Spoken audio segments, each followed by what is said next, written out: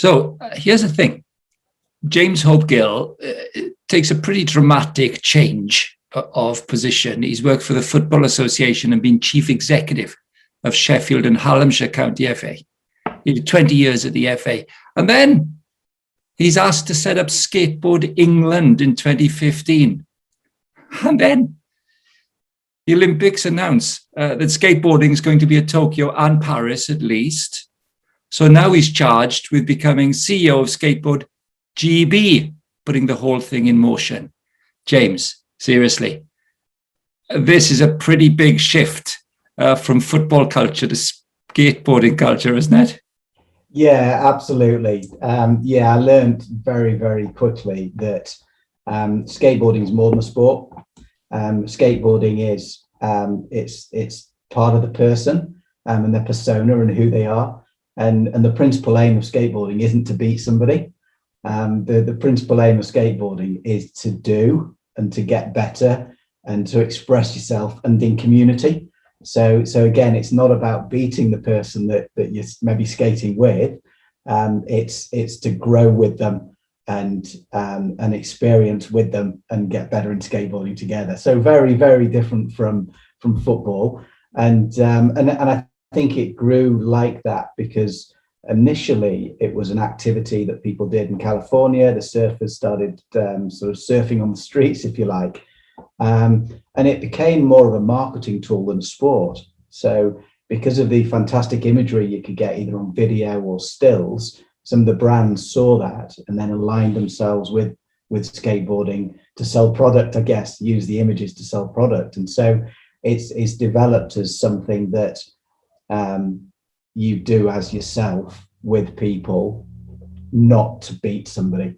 Obviously, the Olympics coming in is changing that ever so slightly because there has been competition for the last sort of 20, 30 years. So you've got the X Games, Dew Tour, Vans Pro Series, SLS. So there is a very established competition structure, but you've competed by invite and you compete for yourself or your sponsor. So it's the Olympics has suddenly created this scenario of actually competing for your country, which is a very, very new scenario. So even looking at our guys and going through the Olympic qualifiers, the Olympics will be the first time that the skaters actually wear a national kit. So even the World Championships a month ago and the qualifiers that we've just had, they would wear their own gear. So this is very, very different. Very. How you speak eloquently, of course, and you describe it very well, but the subtleties, the nuances of such a dramatically different subculture.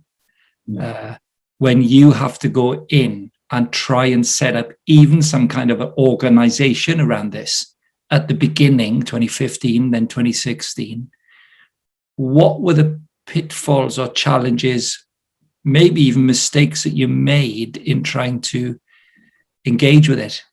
Yeah, sure. I think the big mistake is not being able to speak to everyone and take everybody's position into account because it's a community and people feel very, very engaged within the community. And because skateboarding is part of your persona, somebody coming in and going, right, we're going to do X, Y, Z affects you personally. So we found that certainly with COVID, when skate parks were closed, there was a real anger and backlash because people are effectively being told you can't be who you are because we're closing down these facilities. But I think the thing to remember is I was asked to come and do this, and so there was a real need, opinion within the community that an organisation was needed to be there to look out for skateboarding, to protect skateboarding, if you like, and to make sure that as the direction of skateboarding sort of flows within the UK, there's someone there or an organisation there that's sort of making sure it's going in the right direction and making sure that it's skater-led. But very, I mean, you talk to skaters and back then spoke to skaters and they go, no, we don't want a governing body. We don't want a governing body. What we want is an organisation that does X, Y, Z. And then that to me translated into a governing body, which then meant that it was a case of saying, right, how do we create an organisation to the community and to the skateboarders looks like that organisation and is that organisation, but also at the same time looks like a governing body from a UK Sport England government point of view. Because if you're a governing body, there's certain sort of statutory things that you have to do, and around governance and finance, especially if you're receiving government funding. So it's how do you mash the two together so that you're fulfilling the wishes and the need of the community and getting their respect and their trust, as well as the respect and the trust from those organisations that expect to see you in a certain way. And we've had to do things differently. So we've had to take into account that culture. For example, there's no such thing as a club structure in the UK. It just doesn't exist. The closest that you have in skateboarding is probably the independent skate shops, because they're the sort of the hub of the community. That's where the skaters gravitate towards. There's no such thing as coaching. So up until now, you skate in community, and you it's peer-to-peer mentoring, learning, instructing, coaching, whatever you want to call it. And there's never been a formal talent pathway. Yes, talented skaters have been identified, but that's been done through the brands and through the shops, and it's been very, very led by social media, and sort of the digital way of showcasing who you are and how you can skate.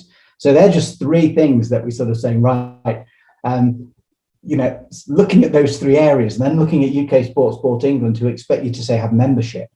What right have I got as somebody working for Skateboard GB, Skateboard England, to say to a skater that's skating down the street, give me £20, we're the governing body, you've got to become a member. That just isn't something that's going to work. So we've got to look at and seriously look at things around membership, because traditionally governing bodies use membership as a way of generating revenue.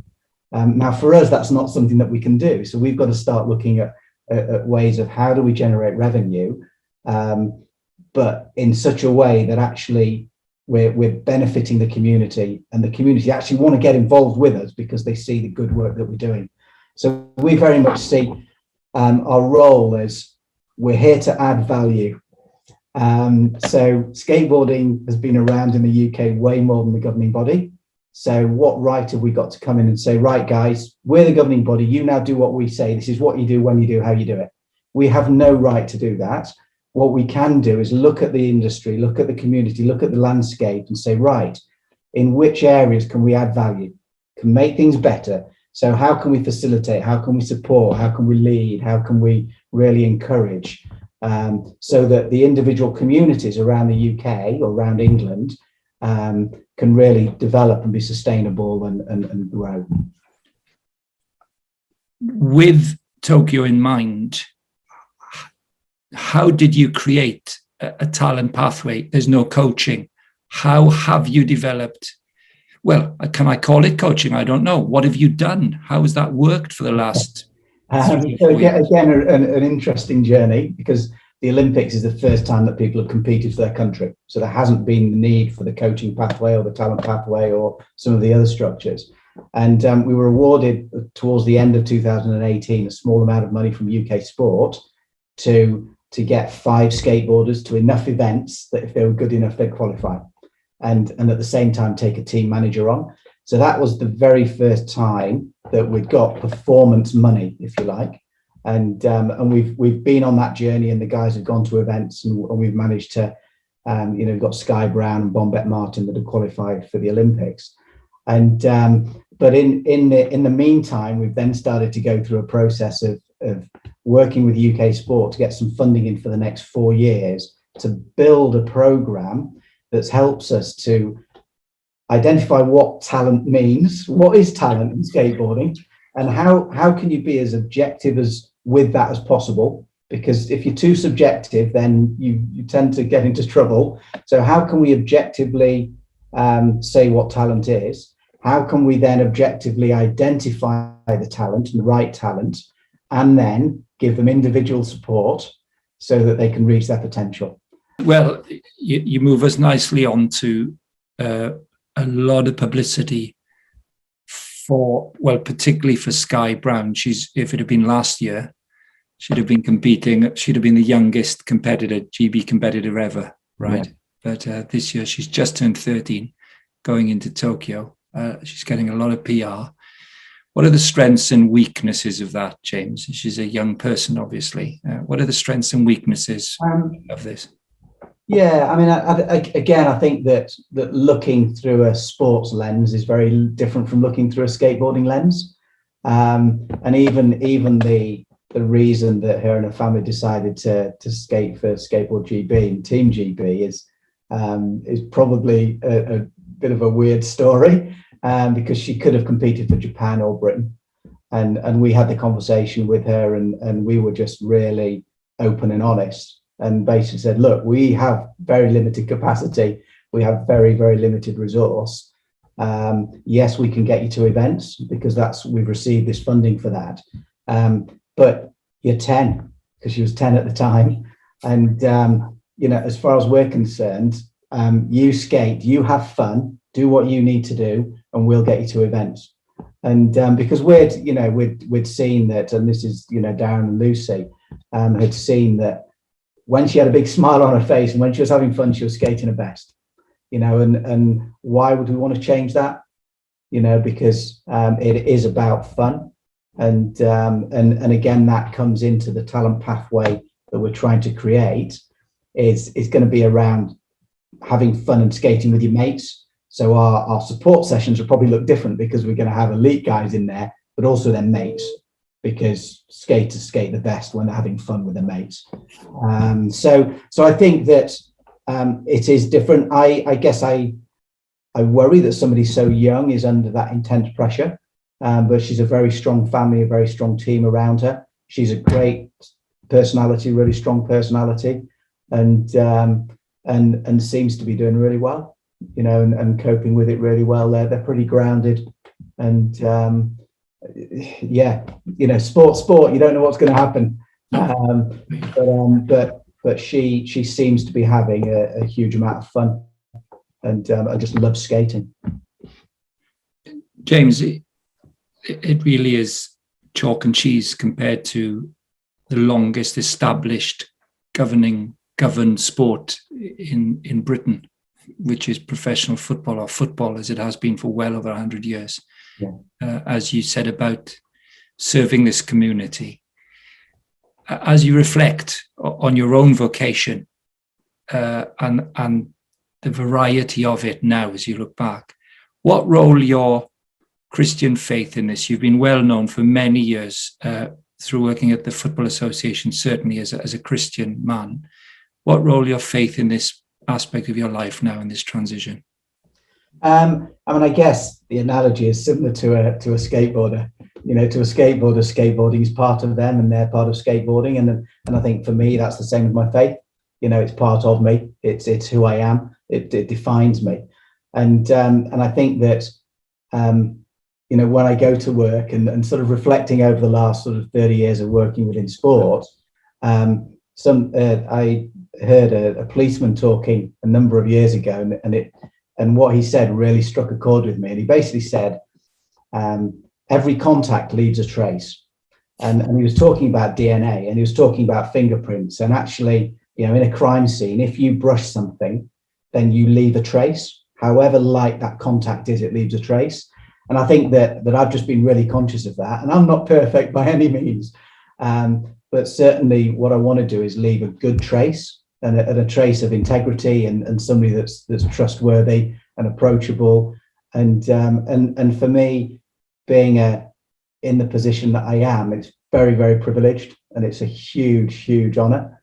And I see myself as, when I was within football and with skateboarding, as a custodian, so I want to spend the time that I've got here, because it will be limited, because nothing is forever. And I want to absolutely do my best, work my hardest, and my wish is that skateboarding will be in a better place when I leave than it was when I started. But and from a faith point of view, I think that integrity is so important, and I think that for me, integrity is around doing the right thing, not the popular thing always.